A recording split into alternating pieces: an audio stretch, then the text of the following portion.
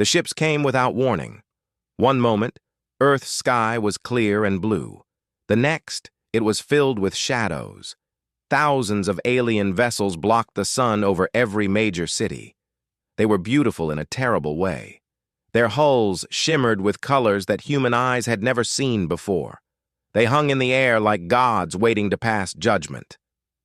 Admiral Park Do-hun stood on the observation deck of United Earth Command. He was 63 years old. His hair was gray. His face was hard like stone, carved by too many years of war. He had lost his wife and daughter during the colony wars 15 years ago. Since then, he had lived for only one purpose: to make sure humanity would never be helpless again. He watched the alien fleet through the window. His hands were steady. His heart was calm. He had been waiting for this day. "Sir," said a young officer behind him, "the aliens are requesting communication with Earth's leaders. They call themselves the Galactic Concord." Park nodded slowly. "I know who they are. We have known about them for decades. Let them speak." The main screen flickered to life. An alien face appeared. It was tall and thin, with skin like polished silver. Its eyes were completely black, like pools of oil. When it spoke, its voice was cold and smooth. "I am Ambassador Torvan of the Melith Dominion. I speak for the Galactic Concord, the alliance of 400 species that rules this galaxy. We have watched your species for many years. You have grown. You have spread to 12 worlds. This is no longer acceptable." Park said nothing. He just listened. "The Concord offers you a choice," Torvan continued. "Submit to our rule. Surrender all your military vessels. Accept protectorate status under the Melith Dominion. Your people will serve us. Your worlds will belong to us. In return, you will be allowed to exist." "And if we refuse?" Park asked. His voice was quiet but strong. Torvan's black eyes seemed to grow darker. "Then you will be destroyed. Every city, every colony, every man, woman, and child. You have 30 standard days to decide. This is not a negotiation. This is a gift. Many species were given no choice at all." The screen went dark. The room was silent. Officers looked at each other with fear in their eyes. Some were shaking. They had just been told that humanity would become slaves or die. But Admiral Park smiled. It was a small smile, cold and dangerous. "Send word to Captain Yoon Hana," he said. "Tell her to prepare the Silent Dawn. And contact Abyss Station. It is time." Far from Earth, hidden in the frozen darkness of the Kuiper Belt, something stirred. Abyss Station was humanity's greatest secret. For 50 years, the best engineers and scientists had worked there in complete silence. They built ships, not the old, weak ships that the galaxy had seen. These were different. These were monsters made of metal and fire. Captain Yoon Hana received the Admiral's message in her quarters aboard the Silent Dawn. She was 41 years old. Her black hair was cut short. Her eyes were sharp like a hawk watching prey. She had joined the military at 18 and had never lost a battle. Some people said she was lucky. Others said she was simply better than everyone else. She read the message twice. Then she stood up and walked to the bridge. "All hands," she announced through the ship's speakers. "This is the captain. The moment we trained for has arrived. The galaxy thinks we are weak. They think we are easy prey. They are wrong. Begin activation sequence for the Black Armada." Deep in the asteroid fields, inside hollow moons, buried beneath the ice of distant planets, lights began to turn on. Engines that had slept for decades started to hum. 200 warships woke from their long sleep. Their hulls were painted black, darker than space itself. They had no markings, no flags. They were ghosts made of steel. Lieutenant Kang Junho was 26 years old. He served as weapons officer aboard the Silent Dawn. He had trained in simulations for years, fighting battles that he hoped would never be real. Now, they were real. His hands were sweating as he checked his console. "Lieutenant," Captain Yoon said, standing beside him, "are you afraid?" Jun-ho swallowed hard. "Yes, Captain, I am." Yoon nodded. "Good. Fear keeps you alive. Only fools feel nothing before battle. But remember this. Those aliens up there, they have never lost. They have conquered hundreds of worlds. They think they know what war is." She leaned closer. "They have no idea." On Earth, the politicians argued. Some wanted to surrender. They said fighting was suicide. The conquered had thousands of ships. Earth had only a few dozen old vessels. What chance did they have? But Admiral Park had a different speech prepared for the United Earth Council. "Ladies and gentlemen," he said, standing before them, "the public fleet you know about is a mask, a disguise. For 50 years, we have been preparing for this exact moment. We knew the conquered would come eventually. We knew they would demand our freedom. So we built something in secret, something they cannot imagine." He pressed a button. The screen behind him showed the Black Armada. 200 ships, sleek and deadly, armed with weapons that broke the laws of physics. The council members gasped. "We have ships that can jump through dimensions," Park continued. "Weapons that can tear through any shield. Technology that the Concorde has never seen. We are not prey. We never were." One councilwoman raised her hand. "But if we fight, we start a war with the entire galaxy. Millions will die." Park's eyes grew hard. "If we submit, billions will suffer for eternity. Our children will be slaves. Their children will be slaves. Is that what you want to leave them?" The room was silent. "The Concorde has done this before," Park said. 47 species. Those who surrendered became workers in their mines. Those who fought were erased from history. There is no peaceful option. There is only resistance or extinction. That night, Admiral Park sent an encrypted message to every hidden ship in the solar system. His voice was calm and steady. "Commanders of the Black Armada, the enemy believes we are helpless. They believe they have already won. Let them keep believing. In 30 days, they will learn the truth. Until then, stay hidden, stay silent, and prepare for war." Captain Yoon Hana listened to the message aboard the Silent Dawn. Around her, 200 ships floated in the darkness, invisible to every sensor the galaxy had ever created. She looked at the stars through her window. "You wanted us to kneel," she whispered. "Instead, we will teach you to fear." The countdown had begun. Bis Station floated in eternal darkness. No star shone here. No light touched these frozen rocks. This was the edge of the solar system, where the sun was just another distant point in the sky. It was the perfect place to hide an army. Chief Engineer Baek Mira stood in the main hangar, watching her creations come to life. She was 54 years old. Her hands were rough from decades of work. Her eyes were tired but proud. She had given everything to build these ships. She had never married, never had children. The Black Armada was her family. "Beautiful, are they not?" she said to no one in particular. The ships around her were unlike anything the galaxy had ever seen. Their hulls were coated with material that absorbed all light and sensor waves. They could fly through the middle of an enemy fleet and never be detected.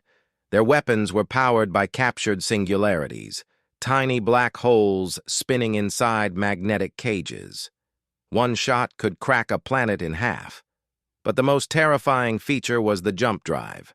Normal ships traveled through hyperspace, following lanes and routes that had been mapped for millions of years. Human ships could fold space itself. They could disappear from one location and appear in another instantly, inside an enemy ship if they wanted, through shields, through armor, anywhere.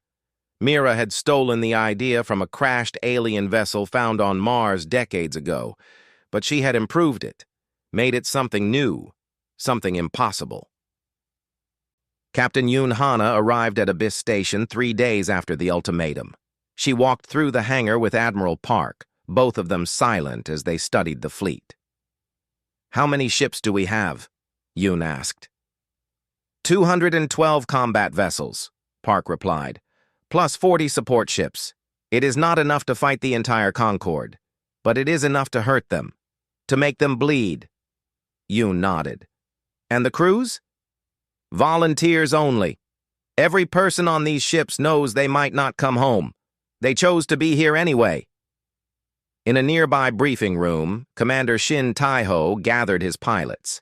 He was 38 years old, tall and lean like a blade. He commanded the Reaper Squadron, the best strike craft pilots humanity had ever trained. They flew small, fast ships designed for one purpose: to get close to enemy vessels and destroy them before anyone knew what happened. "Listen up," Taiho said. His voice was hard. "The simulations are over. This is real. In a few days we will fight an enemy that has never lost a war. They have conquered species older than human civilization. They think we are nothing." He looked at his pilots one by one. "Prove them wrong. When we engage, do not think like their enemies think. Do not form lines. Do not follow patterns. We are not soldiers, we are wolves. We hunt. We strike. We vanish. If you die, die with your teeth in their throat." The pilots nodded. Their eyes were hard. They were ready. Meanwhile, Intelligence Officer O. Sora worked in a dark room filled with screens and data. She was 32 years old, quiet and watchful. Her job was to know everything about the enemy. What they wanted, what they feared, what they planned. She had intercepted thousands of conquered communications over the past week. What she found made her blood run cold. She brought the information to Admiral Park immediately. "Sir," she said, "the ultimatum is a lie. They never intended to wait 30 days. The Concord has already mobilized a subjugation fleet, 2,000 warships. They are gathering at a staging area in the Vareth Nebula, 3 days from Earth." Park's face did not change. "How soon until they attack?" "Based on their communications, they plan to strike in 10 days. They will bombard Earth's major cities first. They call it a lesson. They want to break our spirit before we can even think about resistance." 2,000 ships, Park said quietly, "against our 200. "Yes, sir. But there is something else." Sora pulled up more data. "The Concord has done this 47 times before. Every species that surrendered was enslaved, but the species that fought back were completely destroyed, erased from history. The Concord does not allow resistance to succeed. Ever." Park was silent for a long moment. Then he spoke. "Contact Captain Yoon. Tell her the plan has changed. We do not wait for them to come to us. We strike first." Captain Yoon received the order with a grim smile. She had been hoping for this. Waiting for the enemy to attack meant fighting above Earth. It meant human cities becoming battlefields. But striking first, far from home, meant controlling where the war was fought. She gathered her senior officers in the briefing room of the Silent Dawn. "The Concord thinks they are predators," she said. "They think we are prey waiting to be eaten. But prey does not hunt. Prey does not cross the void to find its enemy. Prey does not strike in the dark." She activated the holographic display. A star map appeared, showing the Vareth Nebula, a cloud of gas and dust 3 weeks away by normal travel. But with the fold drives, they could be there in hours. "We will attack their staging area before they can organize. Their fleet is gathering, which means their ships are clustered together, vulnerable. We will appear in the middle of their formation, cause as much damage as possible, and vanish before they can respond." Lieutenant Kang Junho raised his hand. "Captain, there are 2,000 enemy ships. Even with surprise, how do we survive that?" Yoon looked at him. "We do not fight all 2,000. We fight their commanders. Their supply ships, their communications. Cut off the head. and the body becomes confused. We are not trying to destroy their fleet in one battle. We are trying to prove that we can hurt them, that fighting us will cost them more than they want to pay. Chief Engineer Bayek Mira arrived at the meeting with final reports. "All ships are ready," she said. "The fold drives are charged. The weapons are armed. I have run every test I can run. There is nothing left to prepare." She paused. "Except yourselves. What you are about to do, no human has ever done. You will be the first to carry our fire into the enemy's heart. Whatever happens out there, remember what you are fighting for, not revenge, not glory. You are fighting so that human children will grow up free." Admiral Park gave the final order that night. His voice echoed through every ship in the Black Armada. "All vessels, this is Admiral Park. In 6 hours we jump to enemy territory. The galaxy believes humanity is weak. They believe we will kneel. They believe they have already won." His voice grew harder. "They are wrong. We do not kneel. We do not beg. We do not surrender. When they look into the void and see our ships coming, they will know what humanity truly is. Not victims, not slaves." He took a breath. "We are the answer to their arrogance. We are the fire that burns empires. All ships, prepare for dimensional fold. Today we stop hiding." The Black Armada activated. 200 ships vanished from the edge of the solar system, folding space around them like cloth. When they reappeared, they would shake the foundations of a galaxy that had forgotten what it meant to fear. The Verath Nebula was a graveyard of dying stars. Purple and red gas clouds stretched across millions of kilometers. Hidden inside this beautiful destruction, 2,000 Concord warships waited. They were preparing for the easiest victory in recent history. Another primitive species to crush. Another world to add to their empire. Admiral Torvain stood on the bridge of his flagship, the Eternal Dominion. It was the largest ship in the fleet, 2 kilometers long, armed with weapons that could burn continents. He was already bored. Humans were nothing special, just another species that had grown too fast and needed to be put in their place. "How long until we are ready to move?" he asked his subordinate. 3 more days, Ambassador. All ships are gathering as planned." Torvan nodded. He was thinking about what he would do after the conquest. Perhaps he would keep some humans as personal servants. They were small and fragile, but they had interesting faces. He never finished that thought. Space tore open. One moment, there was nothing. The next moment, the silent dawn appeared directly in front of his flagship. It had not traveled through hyperspace. It had simply appeared, like a ghost walking through walls. "What is that?" Torvan demanded. Before anyone could answer, the silent dawn fired. A beam of pure darkness shot from its bow, punching through the Eternal Dominion's shields like they were made of paper. The ship shook violently, alarms screamed, and then more human ships appeared. 10, 20, 50, 100. They materialized everywhere, inside the Concord formation, between ships that were clustered too close together. They appeared behind supply vessels, beside communication stations, directly in front of commanders who had never known fear. Captain Yun Hana stood on the bridge of the Silent Dawn, watching chaos spread through the enemy fleet. "All ships," she commanded, "execute attack pattern, Wolf. Hit them hard, hit them fast, make them bleed." The Black Armada moved like nothing the galaxy had ever seen. Concord admirals had trained for centuries. They knew exactly how battles were supposed to work. Fleets lined up, shields faced forward. The bigger force won through superior firepower. But the humans did not fight that way. Human ships danced between enemies, firing in all directions. They appeared behind vessels, destroyed their engines, and vanished before return fire could reach them.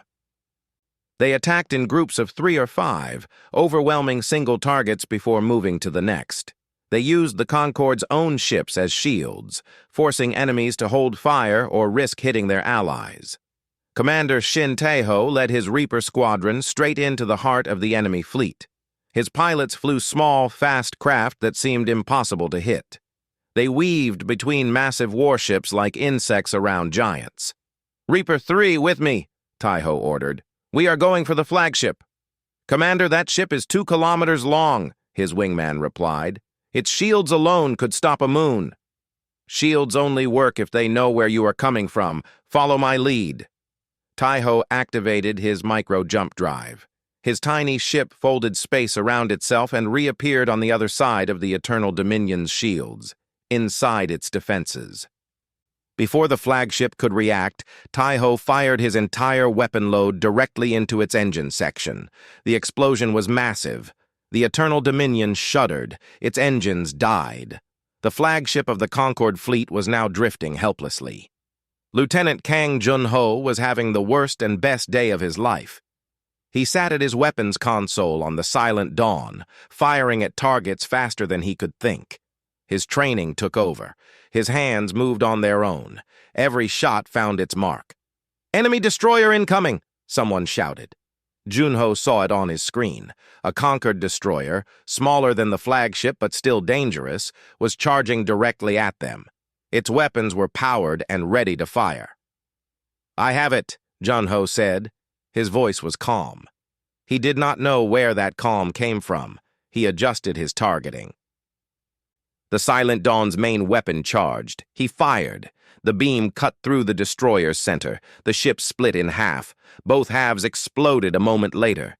Junho stared at his screen. He had just killed hundreds of beings. He did not know how to feel. Pride? Horror? Both? Captain Yoon put a hand on his shoulder. "You saved us," she said quietly. "Remember that. You saved your crew." Junho nodded. He would think about the rest later. Right now, there was still a battle to fight. 4 hours into the fight, the Concord fleet was in chaos. They had lost over 300 ships. Their flagship was crippled. Their communication network was destroyed. Commanders could not contact each other. Orders were not reaching the fleet.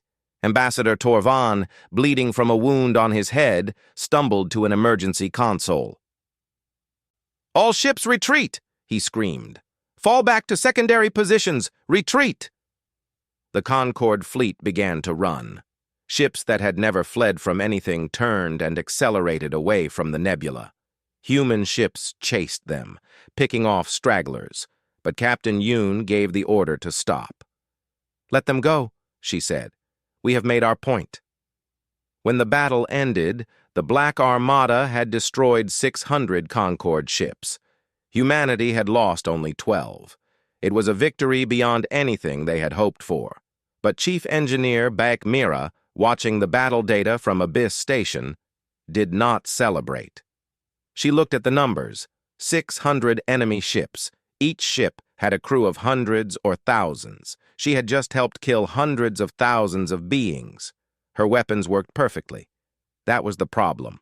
On Earth, people watched the battle recordings that were broadcast across the solar system. They saw human ships appearing from nowhere, tearing through the invincible Concord fleet. They saw the enemy running. For the first time in weeks, humans cheered. But Admiral Park did not cheer. He stood alone in his office, staring at the stars. "This was just the beginning," he said to himself. "They will come back. They will come back with everything they have." He was right.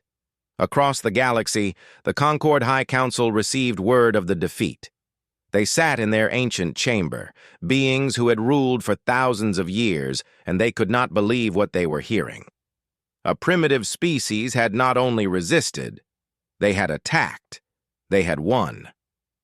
"This cannot stand," the High Counselor declared. "Mobilize all reserve fleets.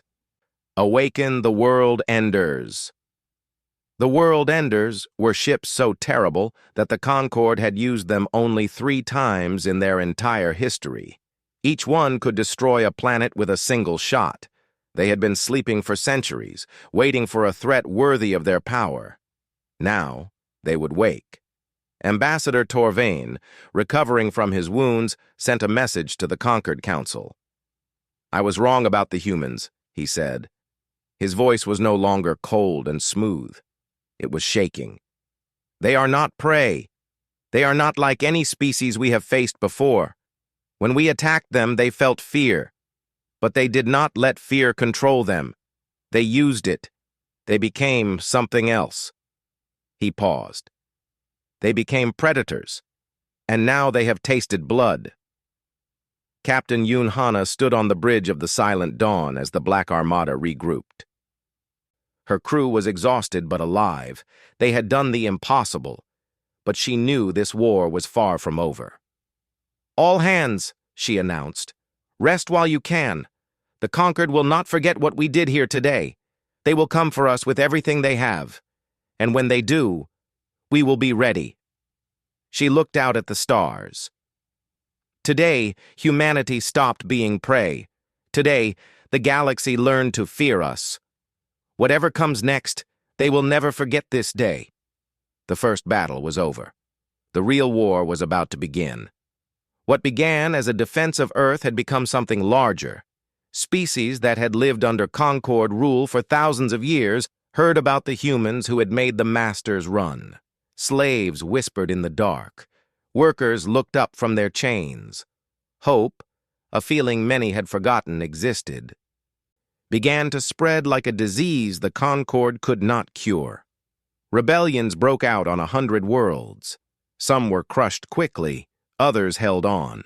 And on the edges of Concord space, the Black Armada became a legend. Human ships appeared from nowhere, struck Concord patrols, and vanished. They freed prison transports. They destroyed supply lines. They proved that the Conquered was not unbeatable. But legends have a price. Admiral Park Do-hoon stood in his command center, looking at a map of the galaxy. Red dots marked Concord positions. Blue dots marked human victories. There were more blue dots than anyone had expected. But every blue dot also represented human lives lost. He had sent young men and women to die for 6 months. Each victory cost something. Each freed world meant ships that never came home. He was winning, but the weight of it pressed on his chest like a stone. "Sir," an officer said, "intelligence report from Officer Osora." Park took the report and read it. His face grew pale. The Concord had activated the World Enders, 3 planet-killing ships, each one capable of destroying an entire world with a single beam. They were heading toward human space, and they had made an announcement. Every human colony would be destroyed, one by one, until humanity surrendered, starting with the largest, starting with New Busan. New Busan was the pride of human expansion. 12 million people lived there, families, children, schools and hospitals and farms. A world that humanity had built from nothing.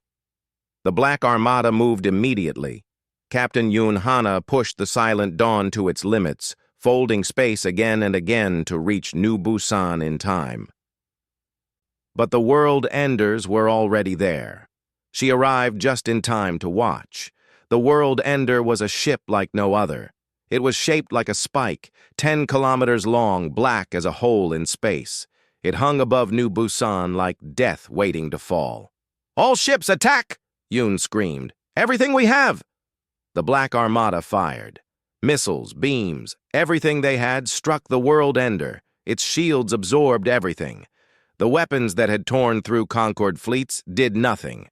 The World Ender did not even slow down. Lieutenant Kang Junho watched his console in horror. Every shot was hitting. Nothing was working. "Captain," he said, "our weapons are not doing anything." Yoon's hands gripped the command console until her knuckles turned white. The World Ender fired. A beam of pure energy, white as a sun, shot down toward New Busan. It struck the planet's surface. For a moment, nothing seemed to happen. Then the world cracked open. The beam went through the crust, into the mantle, into the core. New Busan broke apart like an egg hit with a hammer. 12 million people. 12 million lives. Gone in seconds. Yoon could not speak. She could not move. She just watched as the world she had tried to save became dust and fire.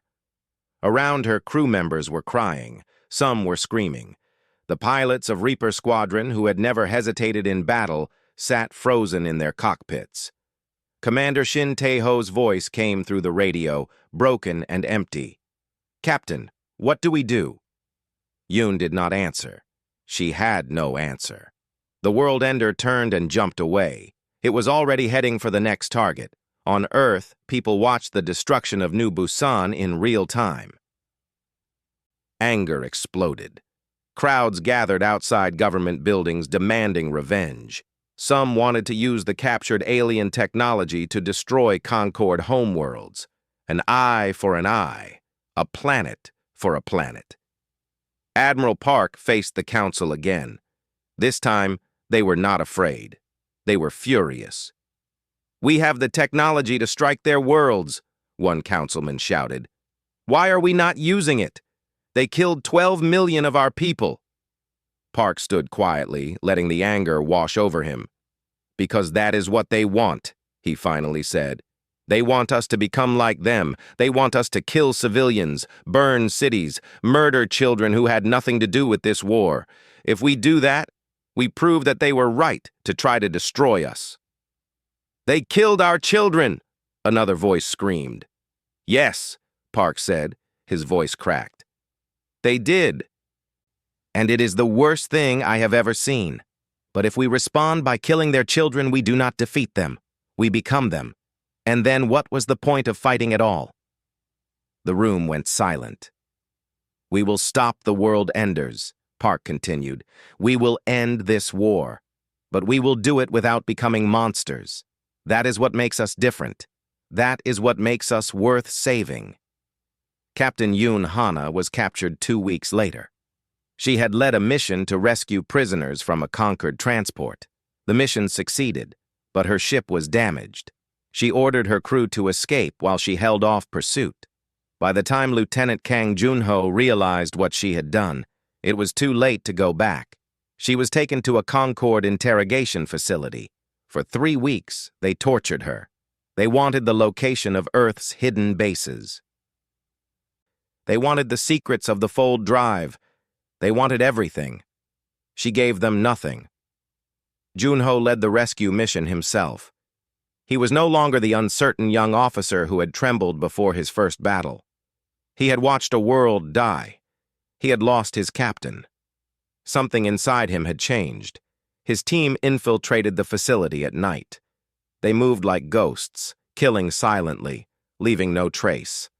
When they found Yoon, she was barely conscious, covered in wounds and burns. But she was alive. "Took you long enough," she whispered as Junho carried her to the extraction ship. "I am sorry, Captain," he said. "I came as fast as I could." She smiled weakly. "I know. You did good, Junho. You did good." While Yoon recovered, Intelligence Officer Oh Sora made a discovery that would change everything. The Concord was not as unified as it appeared. Several member species had joined only because they had no choice. They were slaves in all but name. Some of their leaders had secretly reached out to humanity, offering help. But they were terrified. If the Concord discovered their betrayal, their entire species would be exterminated. Sora brought the information to Admiral Park. "There are cracks in the Concord," she said.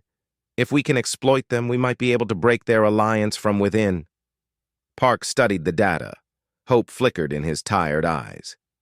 "Find out what they need," he said.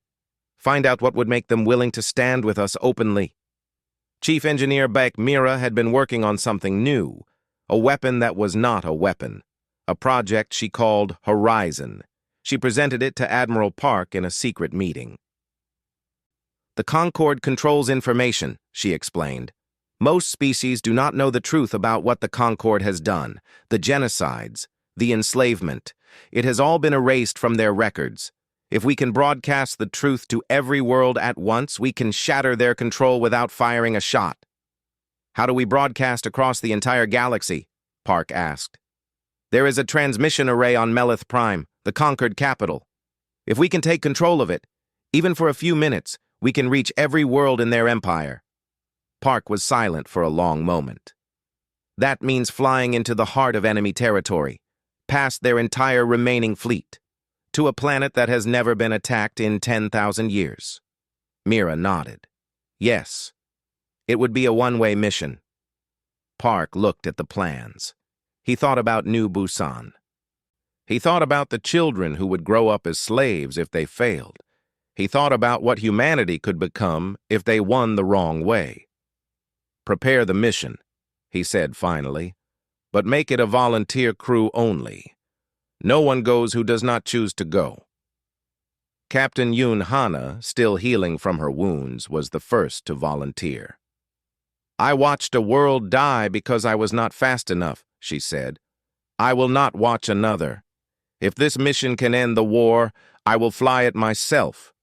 Lieutenant Kang Junho stood beside her. Where you go, I go, he said. That is what crew means. One by one, the best of the Black Armada stepped forward. They knew they might not come back. They went anyway. The final mission was about to begin. Melith Prime had never known war. For 10,000 years, it had been the heart of the Concord, a world of silver towers and floating cities where the masters of the galaxy lived in perfect safety. Its defenses were considered unbreakable. Its location was supposed to be secret. No enemy had ever reached its skies. Until now. The silent dawn dropped out of fold space at the edge of the system. Captain Yoon Hana, still carrying scars from her captivity, stood at the command console. Beside her, Lieutenant Kang Junho checked the weapon systems one final time. Behind them, a crew of volunteers waited in silence. They all knew what this mission meant. Contact Abyss Station, Yoon ordered. Tell them we are in position. Thousands of light years away, Chief Engineer Bayek Mira received the signal. She had not slept in 3 days. Project Horizon was ready. The data was prepared. Every crime the Concord had ever committed, every genocide, every enslaved population, every lie they had told for 10,000 years, all of it was waiting to be broadcast. She opened a channel to the silent dawn. Captain Yoon, the package is ready. All you need to do is reach the transmission array and hold it for 8 minutes. That is how long it takes to send the data to every world. 8 minutes, Yoon repeated. Understood. 8 minutes. In a battle, that was an eternity. The Black Armada launched its assault at the same moment. Every remaining ship humanity had threw itself at the Concord Defense Fleet. It was a distraction, a sacrifice, a final desperate push to draw attention away from the silent dawn. Admiral Park Do-hoon commanded from his flagship, the Iron Dawn. He was 64 years old now, tired beyond measure, but his voice was still strong. All ships, engage. Give them everything. Make them look at us. Make them forget about anything else. The battle was massive. Thousands of ships filled the void with fire. The remaining world enders, 2 of them, turned to face the human fleet. They were slow, but they were deadly. One shot from their main weapons could destroy any ship in the Black Armada. Commander Shin Taiho led his Reaper squadron directly at the first world ender. All pilots, this is Commander Shin. We are going to kill that thing or die trying. Follow me. 40 small fighters dove toward the massive ship. Its point defense systems fired, filling space with death. Fighters exploded. Pilots died screaming. But Taiho kept going. Find the weak point, he ordered. There has to be something. His wingman found it, a small port on the side of the world ender, where heat from the main weapon was vented. If they could get a missile inside before the weapon fired, the whole ship might explode. I see it, the pilot said, but it is too small. I cannot make that shot. Then get closer, Taiho said. They flew directly into the venting port, so close that the world ender's own defenses could not track them. At the last moment, Taiho's wingman fired everything he had. The missile went inside. The world ender exploded from within. A ship 10 kilometers long, built to destroy planets, died because a few brave pilots refused to give up. But Tai-Ho did not escape the explosion. His fighter was caught in the blast. The last thing he saw was the world ender breaking apart. "Commander Shin is gone," someone reported on the command channel. Admiral Park closed his eyes for a moment. Then he opened them again. "He died free," Park said. "Remember him. Now kill the other one." While the battle raged, the silent dawn slipped past the distracted defenses. Captain Yoon navigated through patrol routes and sensor gaps, using every trick she had learned in 30 years of service. Lieutenant Junho kept the weapons ready, but they did not fire. Silence was their greatest weapon now. They reached Melith Prime's orbit without being detected. The transmission array was a massive structure, floating above the capital city. It was designed to send messages across the entire galaxy instantly. For 10,000 years, it had spread conquered propaganda. Now, it would spread truth. "Taking us in," Yoon announced. "Prepare the boarding team." The Silent Dawn docked with the array. Junho led the boarding team himself. 20 soldiers, the best humanity had, rushed into the alien structure. The conquered guards were shocked. They had never been attacked here. They did not know how to react. Junho's team secured the control room in 4 minutes. He uploaded Mira's data package and activated the broadcast. "Transmission starting," he reported. 8 minutes.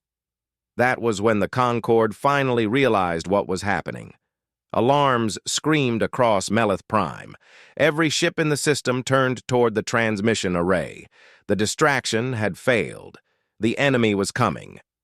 "Captain," an officer on the Silent Dawn said, voice shaking, 30 enemy ships incoming. They will reach us in 6 minutes. Yoon looked at the timer. 2 minutes had passed. 6 more to go. "Hold position," she ordered. "Defend the array."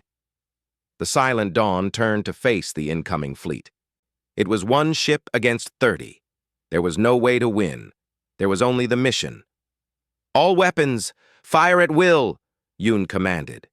The Silent Dawn fought like a demon. Its weapons tore through the first wave of attackers. Its shields held against return fire. Junho watched from inside the array, unable to help, counting every second. 3 minutes, 4 minutes, 5. The Silent Dawn's shields failed. Enemy fire struck the hull directly. Explosions rocked the ship. Crew members died at their stations. Yoon was thrown from her chair. Blood ran down her face. She pulled herself back up. "Hold the line," she ordered. "Just a little longer." 6 minutes. 7. More enemy ships arrived. The Silent Dawn was burning now, dying piece by piece. But it would not move. It would not abandon the array. Intelligence Officer Osora, who had stayed behind to help coordinate the defection of allied species, watched the battle from a safe distance. Tears ran down her face. She could do nothing but watch her friends die. And then something happened. Ships began appearing around Melith Prime, not conquered ships, not human ships, ships belonging to the species that had secretly contacted humanity, the ones who had been waiting for a sign. They saw the broadcast. They saw the truth about their masters, and they made their choice. "This is the free vessel Hope," a voice announced on open channels. "We stand with humanity. We stand against the Concorde." More ships joined. 10, 20, 100. Species that had been enslaved for generations turned their weapons on their masters. The Concorde fleet, suddenly outnumbered and surrounded, began to panic. 8 minutes. The transmission completed. Across the galaxy on 10,000 worlds, beings of every species saw the truth. They saw recordings of Concorde atrocities. They saw proof of genocides. They saw that everything they had been told was a lie. The Concorde did not fall in one day, but it began to crumble. The High Council fled. Member species withdrew. Enslaved populations rose up. The empire that had ruled for 10,000 years started to break apart, not because of weapons, but because of truth. The silent dawn drifted, broken and burning. Rescue ships reached it just in time. Captain Yoon was pulled from the wreckage barely alive. Lieutenant Junho had minor injuries. Most of the crew survived. When Yoon woke up 3 days later, Admiral Park was sitting beside her bed. "We won," he said softly. "The Concord is finished." Yoon looked at him with tired eyes. "How many did we lose?" Park was quiet for a moment. "Too many. But they did not die for nothing. Because of them, the galaxy is free." The war took another 2 years to truly end. There were battles and negotiations, treaties and new alliances. The Free World's coalition rose from the ashes of the Concord, built on principles of equality and truth. Admiral Park Do-hoon retired after the peace treaty was signed. He spent his remaining years on liberated worlds, building schools and hospitals. He never commanded another ship. He did not want to. Captain Yoon Hana became the first human ambassador to the Free World's coalition. She was perfect for the job. She understood war, but she also understood that peace was harder to build than victory. Chief Engineer Bayek Mira returned to Earth. She planted a garden outside her home and spent her days in silence. She had saved her people. That was enough. Lieutenant Kang Junho, now Commander Kang, took charge of the Silent Dawn after it was rebuilt.